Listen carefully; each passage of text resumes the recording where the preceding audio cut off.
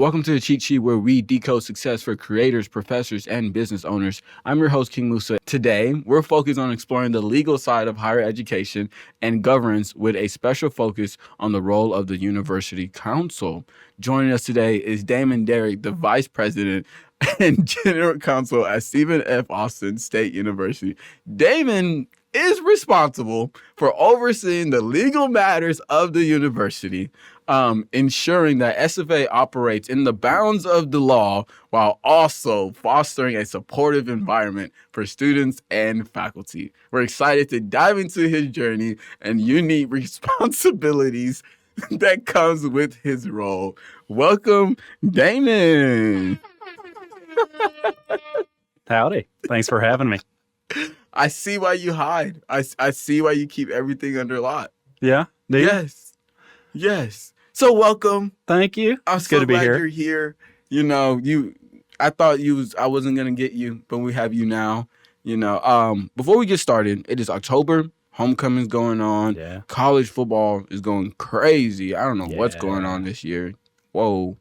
Yeah. Well, and you know, on the SFA side, we got homecoming next week. Mm-hmm. That's fantastic. Mm-hmm. We got bonfire, assuming we don't end up with a burn ban. Right. But you know, bonfire is always a good thing to look forward to, and then on just the other college football world, you know, I'm an Ole Miss grad. Okay. So I'm a little bitter after last week's loss to LSU, which I still cannot figure out how in the world that happened. But you know, Yeah. I'll maybe get over it in a few days. Yeah. Maybe. Probably not. They got another game coming up. Yeah, but this one hurt. And those ones that hurt stick with you. I still remember ones from years ago. And That's the one you want to wake up and just, that didn't happen. Uh-huh. They have the game today.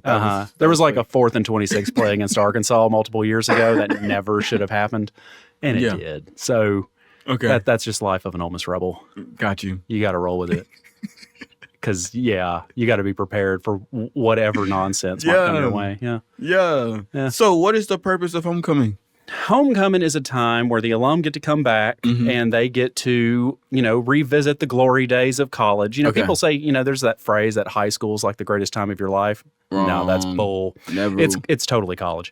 100%. I mean, I loved it so much I never left. Yeah. So, you know, homecoming's a time for them to come back. It's a time for families to come in, visit their kids that are going here. It's a good time for them to bring their brothers and sisters, you know, to come and maybe check out college when everything's lively and vibrant and everything. So it's really just an all-around good time. And then you get a football game on top of all of that. So, no, homecoming's a great time. Okay.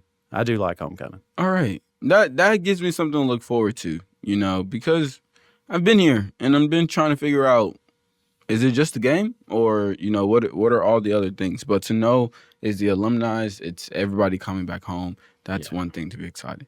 So could you do me one favor as we get started? Sure. Introduce yourself and what you do here at SFA. Okay, so I am Damon Derrick. I'm Vice President and General Counsel here at SFA. Been here for 16 years next month in this role. And basically, I try to keep us out of trouble as much as I can. Yeah. You know, sometimes you can't. Things happen. But that's basically my job is to be on the front end of potential legal problems. Right. And try to minimize what gets through and ends up on the other side. So during, you know, Christmas at work and everything, are you considered the Grinch? Like, are you just the bearer of bad news? Are you like the guy that says no? To know that you have to be the person who has to be aware of all the legal proceedings and how everything has to be done. I try not to be. Keep up, David. You know, I try to explain to people, I try to find a way to get to where they're wanting to go. Okay. Now, sometimes maybe the direction they want to go is going to cause a little bit too much risk, so we'll come up with an alternative way to get there. Right. But that's really what I try to do, is try not to just go, no, because that doesn't help anybody, right? I try to remember that, you know, we're here for the students primarily. I mean, that is what we're here for. That is our mission. That is what we are designed to do. Right. And so I try to put them first as much as possible and always try to keep that at the forefront. You know, sometimes there'll be issues coming up to where maybe that's not the case Yeah. in this particular, situation, but I try to at least always focus on that first. Right. And then try to help us accomplish our goals, whatever that may be. Yes, sir. Okay. All right. So let's go ahead and take a step back a little bit more. Where are you from? Do you have any siblings? Did your parents go to college? And what piqued your interest in admin at colleges? Okay, so I am from a town called Mauriceville, Texas. It Okay. is in the Beaumont, Port Arthur, Orange area down on Gotcha. the coast. I do have one sister. She's 3.5 years older than me, and she is also a lawyer, Okay. but she is up at the Dallas County District Attorney's Office as I don't even know what her title is these days. She's Yeah. managing one of the units that basically throws all the people who commit sexual assault, particularly against minors, in prison. Yeah. So she likes to throw them in jail, and she's quite good at it. Okay. We're going to get her down here. Yeah. Oh, yeah. Show Yeah. the stories. Whew, that'd be a very heavy podcast episode. Let's call it a series. Yeah. Both my parents, I would say they had some college. My mom worked primarily in dentist offices doing office management type work while I was going through high school and some at junior high. My dad worked shift work at one of the chemical plants down in Orange, Texas Right. for, I guess, my entire lifetime. Yeah. Which was a ridiculously hard schedule for him. I mean, just imagine you're working 12-hour shifts. You'd work for 3 or 4 days straight in days, get a couple days off, and then switch to nights, working, 6 to 6, but over nighttime, and then switch back to days. So that's what he did. He did start college at Lamar, and then he liked to joke with me that, unfortunately, there was a pool table nearby at Lamar, whether in the dorms or where he was living. Right. And he much preferred pool to going to class. And it later found out that it was also actually foosball. So I remember in high school, right? So I'm going to go off on a tangent. Go Sorry. ahead. So we're in high school, and so I'm in high school. We're in Orange, and they had this community center that you could play all you wanted for as long as you wanted for a quarter. Whoa. Right? Okay. So I'm like, this is amazing. So I used to go hang out there all the time, play pool, foosball, whatever. And one of these days, or one of those times, I invited Dad to come with me and be like, well, hey, let's go play some pool. It's 25 cents. Yeah. So we went, we started playing pool, and I'm thinking, I'm all tough. I've been playing pool now for a while. Right. I spend my days over here. I'm like, I'm going to beat the old man. That did not happen. We set up for a round of 8-ball, and he ran the table. Okay. So then we switched to 9-ball, and he ran the table. Yeah. So then I'm like, okay, we're gonna go to foosball because I cheat at foosball. I don't hold the little arms. No, I spin them things. That's the way I like to do it. It's high paced cheating foosball. Okay. That still didn't work out for me. I still lost. Right. So then I'm like, okay, they've got an air hockey table. We're going to go play air hockey. This guy hadn't played air hockey. Yeah. We're going to play air hockey. The dude beat me again. It was a full sweep. It was awful for me, great for him. And so then I learned just to never try to compete with him in any form of game. Wow. Yeah. No, you cannot stand down. My dad whooped me in checkers for 4 years. 4 years. There was not a piece I moved that he did not take. But once you win, you're free. You're free. I just threw in the towel. I said, you know what? This just isn't going to happen. This man's got some like superpowers when it comes to bar games. Yeah. No, I'm done. Yeah. But yeah, so I grew up down there, went to undergraduate at Lamar down in Beaumont, and that's where I met my wife. Right. We were both business majors down there. Right. And then got married and then headed to law school and went to Ole Miss. That place is heavenly. Okay. Absolutely loved our time there. I went to school there. She worked there in HR while we were there. And then we both eventually graduated, me with my law degree, her with her MBA. Right. And somehow I got incredibly lucky and was hired on here at Stephen F. Right. As a staff attorney by my predecessor. And so I got to jump straight into higher ed without leaving. Okay. It was always an interest to me. Like, so for example, I remember my first year of law school, my wife knew who the GC was at Ole Miss. And so because of her work in HR. Right. So she set up a time for me to go and visit with him for just like 30 minutes to an hour. Right. And he was nice enough to, visit with this, young kid who's a 1L, first year law student. And just talk to him about, what do you do? Because I didn't even know universities had lawyers. Yeah. I mean, it makes sense when you stop and think about it, but it certainly wasn't anything that ever got on my radar. I mean, I never got in trouble. Why would I know? And so I got to talk to him about it, and I'm like, that is really cool. Okay. And then throughout my time there, they ended up hosting the presidential debate between Obama and McCain at Ole Miss. Oh, wow. And so what we found out there was one of their associate lawyers was actually the one who was chairing the task force to prepare for the debate. And preparing a campus for a presidential debate is an absolute monumental task. Right. I mean, I just remember wow. looking at it from the outside, and, you look around, there's snipers on the roofs, there's all kinds of stuff going on. It was just crazy. And I'm like, that seems like an amazing job, because that really doesn't have a whole lot of what you'd consider traditional legal involved, right? But you're still going to use those skills to try to set something up like that. And I thought that was pretty cool. And then I just got lucky and came in here as a staff attorney, and that was 16 years ago. Wow. Okay, we're gonna dig into that a little bit more, because this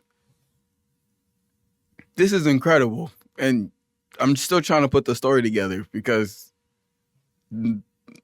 Obama, the president, and then the legal proceeding part, and the fact that, of course, we need lawyers. But what do you do? Okay. All right. Yep. Yes. We're going to find out about that. But before we dig into that, I do want to know, when you're not doing any of this stuff, what are your passions, interests, and hobbies? Oh, boy. Well, so I've got 3 young kids.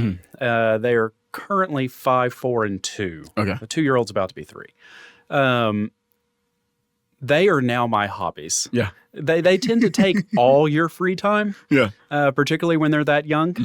Before we had them, we would do a whole lot of global travel. I mean, we traveled all over the place. And really our motto was, we want to travel to places that maybe some people would consider unsafe to go. And we want to do it now so that we don't ever make an orphan out of anybody. That was kind of our running joke, right? So then we had kids, and it's like, well, okay, well, now there might be a risk of making an orphan out of somebody. So we're not going to do that as much anymore. And they're too young for us to do that kind of travel now anyway. It's still a passion of ours, and it is something we're going to revisit once the kids get a little bit older. Right. But right now, a lot of it is focused around them. Okay. In particular, birthday parties. Okay. I go to so many kids' birthday parties. Like, there was a time this spring where it was like every single Saturday, one of their friends was having a birthday party. Wow. For one of the kids, one of the 3. And half the time I didn't even know which one it was. I just knew I had to be at, the rec center at 10:30. And one day we had like 3 or 4 in the same day. Wow. We got there at like 10, and then we had to come back after lunch, and then we had a late afternoon one, and then we had something at night. And I'm like, good gosh, I need a nap. I'm like, Daddy needs a nap. And so that's that's a lot of what we do now is kids. And then, of course, we go to football games all the time. We go to basketball games all the time, men's and women's teams. We're big basketball supporters here, and football. We tried bringing the kids to a volleyball match last season, and they did pretty good. Okay. I don't know if you've been to one of our volleyball matches, but it's loud. Of course. It's an amazing place to see a match. And it's called a pressure cooker for a reason. Yes. Yeah. And that loud noise, they can only handle so much of it before they get a little overwhelmed. But I'm glad we brought them. Yeah. Because we want to try to expose them to as much of the stuff that living in a university community can offer. Right. When they get a little older, we'll start taking them to all the fine arts events and everything. I just don't want to disrupt everybody else's experience of like a symphony. I mean, I see how they act in church. I'm not going to bring them to a symphony now. Yeah. Okay. Yeah. You know it. You get it. You see it. Yes, sir. Oh. About VP, and general counsel. What is the difference? And which one of them actually makes you the lawyer part? So what does it mean to be this position? I know you kind of explained a little bit more, but we're gonna dig into that. And what's your vision? What's your goal, and like what's your leadership style? So, vice president, general counsel, really, for me, it's one and the same, and there's a little bit of history to that too. So, before we integrated into the University of Texas system, Right. I was general counsel was my title, and I reported directly to the Board of Regents. Mm-hmm. And there were only 4 of us that reported to the board. It was the president, myself, the auditor, and the coordinator of board affairs. Right. So when we went into system, obviously our board went away. And so then I transitioned to reporting to the president. And so with that transition came, well, now that you report to the president, your title is such that, you'll hold VP rank, right? Got That's you. kind of how that's discussed. So I'm there. yeah, so that's pretty common around the country with the chief lawyer anyway. And so, we've been doing that for a while, but it's been hanging out in that role, and now we've got a new president. Things seem to be going really, really good. Mm-hmm. I like him a lot. Yes. He seems like he's got Even a good the vision. mayor loves him, man. Yeah. Well, he's got a good vision for the university, Yes. good plan forward. And, for a lot of us, that have been here for quite a bit, I mean, we've been through a lot Right. the last several years. Mm-hmm. And it's refreshing to have A fresh new start. stability At the right and just time. ready to go. I think there's a lot of people on campus that are just ready to go Mm-hmm. and move and, do great things now, particularly under our Yes. new affiliation. And so it's been a good time. I'm very happy to have him here, Yes. Yes. and I think I probably share that with all my other colleagues on cabinet. But yeah, so my job is basically to keep us out of legal trouble. Mm-hmm. That's the primary job. But then, the general counsel piece, it's so much more than that. Right. Right. You'll be called in just to ask about strategy, whether that's in the political realm, whether that's in the business realm, to answer questions on that. I'm getting to the point now to where I'm almost also institutional history, Right. just due to retirements and the fact that I've been here as long as I have, and also in the weeds for as long as I have, that I there's a good chance that I know why a decision was made Yep. to do something 10 years ago. Mm-hmm. Right. Now, whether or not that's still relevant, Mhm. I mean, maybe it's not. Maybe the circumstances that existed 10 years ago are no longer the case and it needs to be revisited. Right. And that's great too. But sometimes it does help to know, what in the world were you guys thinking? Just for Dude. context. Okay. So I'm going to prevent my intrusive thoughts from taking over.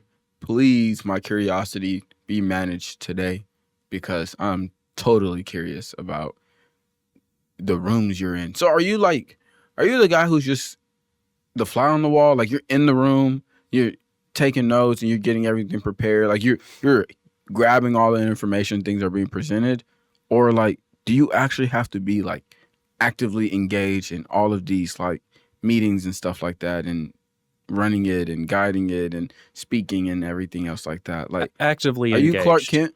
Actively engaged. Wow.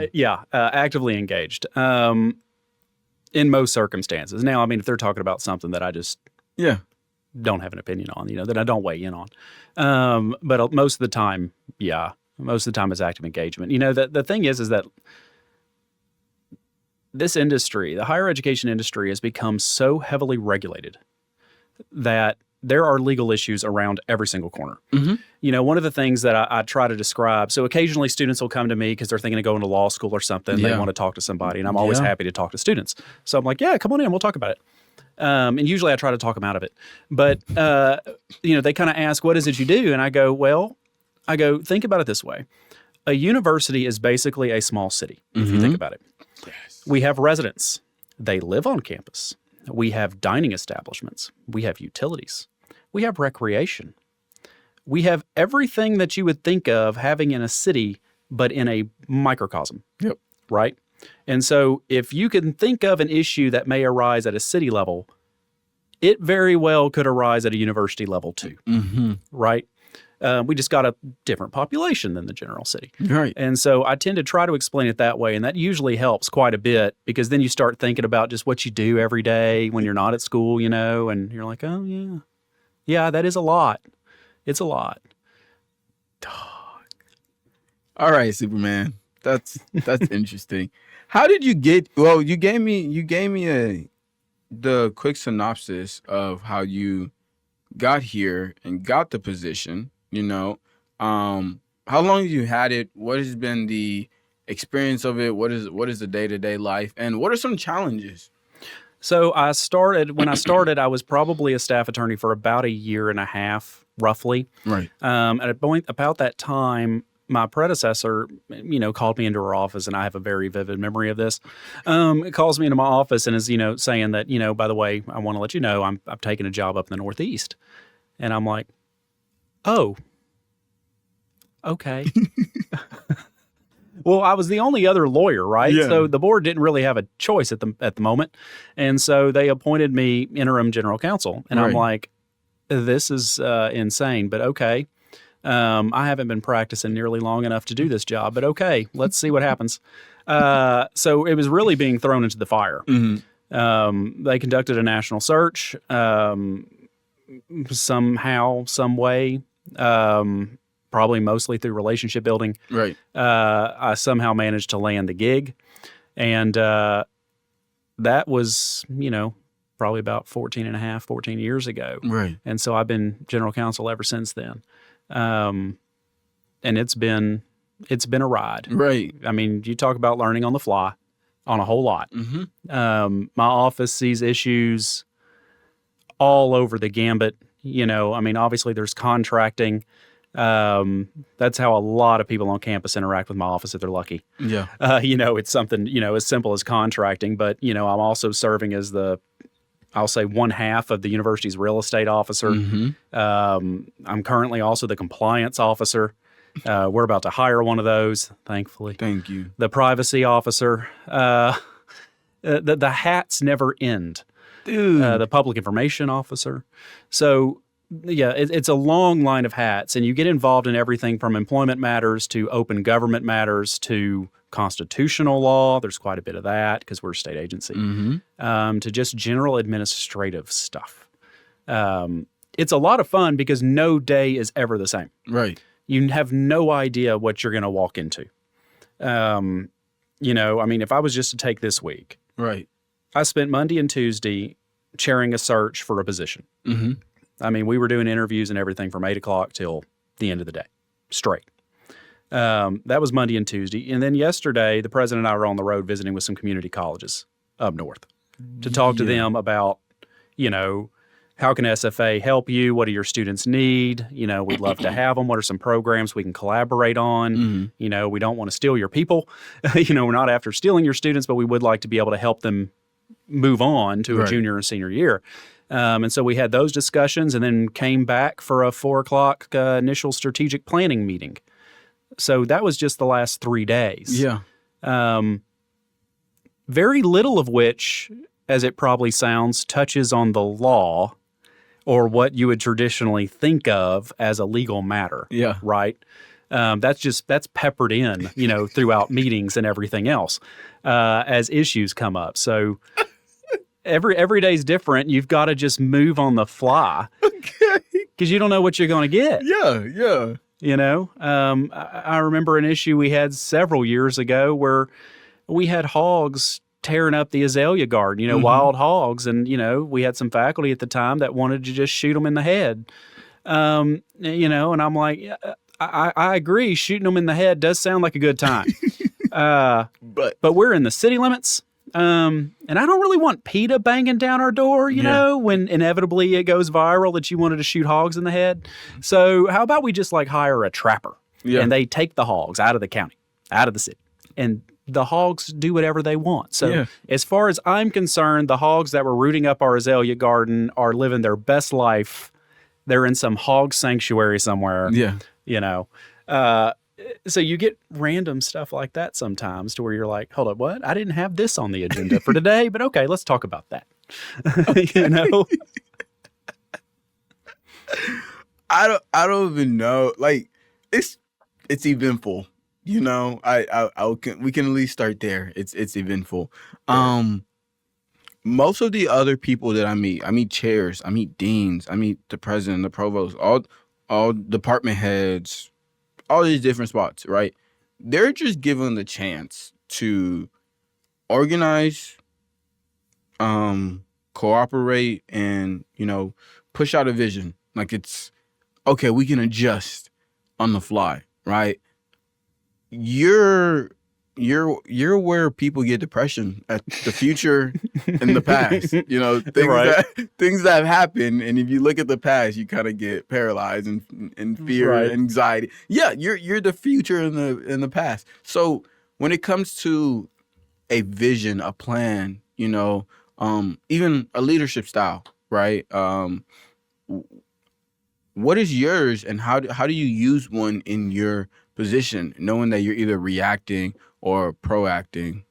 So I am very collaborative. Mm-hmm. I am not a big fan of just confrontation for the sake of confrontation. Okay. I like to be able to sit down, and even if we are at polar opposites of what we're saying, we can still have a calm, rational discussion about it, because I think that's more productive than allowing emotion to ruin the day. Right. So that's how I tend to approach things. And then, kind of like I referred to earlier, I see my job as helping the chairs and the deans and the provost and the president achieve their vision. Yeah. In a legally responsible way. And so it's not that I want to, reign all over their grand plans. That's not my goal at all.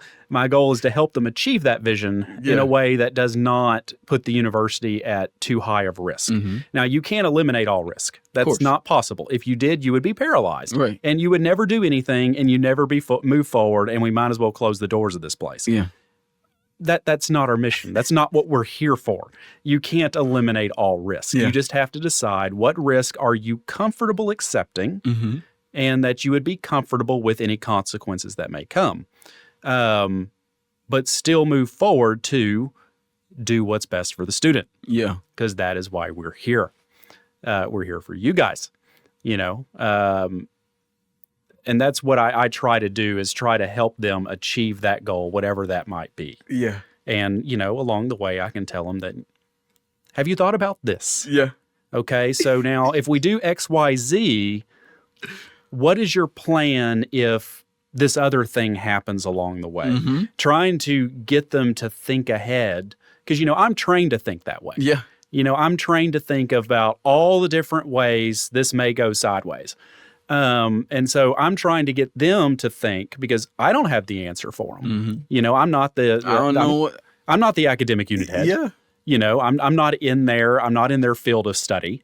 So, okay, so then what are we going to do if this happens? What are we going to do if that happens? How are we going to pivot? How are we going to move? I try to approach it that way and try to bring them into thinking how I'm thinking and working through those issues before they ever become a reality. Exactly. With the goal being that it never happens. Yeah. And then we just had this conversation for naught. Yeah. But if it does, then we've got a game plan, and then we can adjust to whatever the current circumstances are and pivot as needed, and that kind of thing. So that's what I try to do, and I tend to work very closely Yes, sir. with the academic unit heads, the deans, and obviously upper administration and cabinet. We talk every day. I like that. That's it. That put everything back in perspective. Final question before we go. I do want to know, you mentioned this earlier, when students come up to you, when they are looking to get advice, or those that are in, law and stuff like that, what advice would you give them, understanding what you do, what you've experienced, and the opportunities they have to take law anywhere and do anything with it? The way I first start those conversations is I want to know why. Why do you want to become a lawyer or go to law school? What is your reason? If you're chasing the dollar, there's other professions that will give you a much happier life than chasing the dollar. So I try to dispel some of the myths out there. Yeah. I usually talk to them a little bit about law school and what it's like, and the absolute importance in selecting the right one. Okay. Take U.S. News and World Report, whatever it is, with a grain of salt. find out what it is you think you might want to do, and find the one that's going to best fit for you personally. Right. Because some of them are a lot more hardcore than the others. Some of them are more collaborative. So you just find what that right fit is. And then also to be flexible while you're in law school, because just like undergrad, Right. you're going to change your major or you're going to change your mind. Yeah. Or you think you want to go into this type of law, then you take a class and go, oh, God, that's awful. I want to get as far away from that as possible. And then sometimes you've got plans to go into one area and you end up in another. I mean, you know, for me, for example, yeah, I thought higher ed sounded awesome. Yeah. It's also incredibly hard to get into. It is a really hard field of the law to get into. Man, you playing with government money. Yeah. So you know, my plan, I was going to go into estate planning. Yeah. I mean, you know, before I got the job at SFA, I was looking at going to get a LLM degree in tax or estate planning, because that was kind of my, I like this kind of work. I could do this for my life. And then it pivoted, and I somehow managed to land in higher ed, and it's great. But so I try to have an honest conversation with them about that and what they're actually looking for. And then also stressing the fact that, you know, look, just because you graduate law school doesn't mean you have to be a lawyer. Right. Because you're going to learn a different way of thinking, a different approach to things. And there's a whole lot you can do with a law degree where employers are looking for that skill.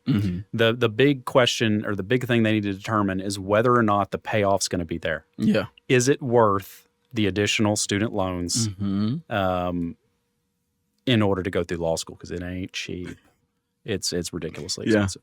That's the conversation I try to have with them. And sometimes they leave, you know, convinced more than ever they want to go to law school, and then God bless them. And then sometimes they leave going, wow, well, I'm glad we had that conversation. Right. You know?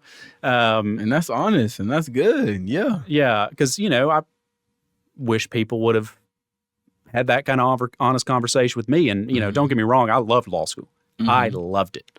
The school I went to, its approach, the way they handled everything, it was phenomenal. Well, being open-minded, yeah. But, you know, I know some other people who did not have that experience in law school at all. They hated it. They couldn't wait to get out of it and were miserable the entire time. That's why I try to say fit is everything with law school. So get off the message boards and the rating lists and go find what's actually going to fit well with you and get you to where you want to go. Yeah. I like it. Fit is everything. We'll take it. Well, thank you so much, Mr. Derrick. I really appreciate you. I'm glad to be here. Thanks for having me. No, well, thank you, Damon Derrick, for joining us today and sharing your experiences and insight. It's enlightening to learn about the legal side of the university operations and its important role you play in supporting SFA's community. To our listeners, remember, subscribe to the Cheat Sheet and follow us on social media. And stay connected. This is King Musa signing off, reminding you to stay informed, stay legal, and keep telling your story. Y'all have a great day.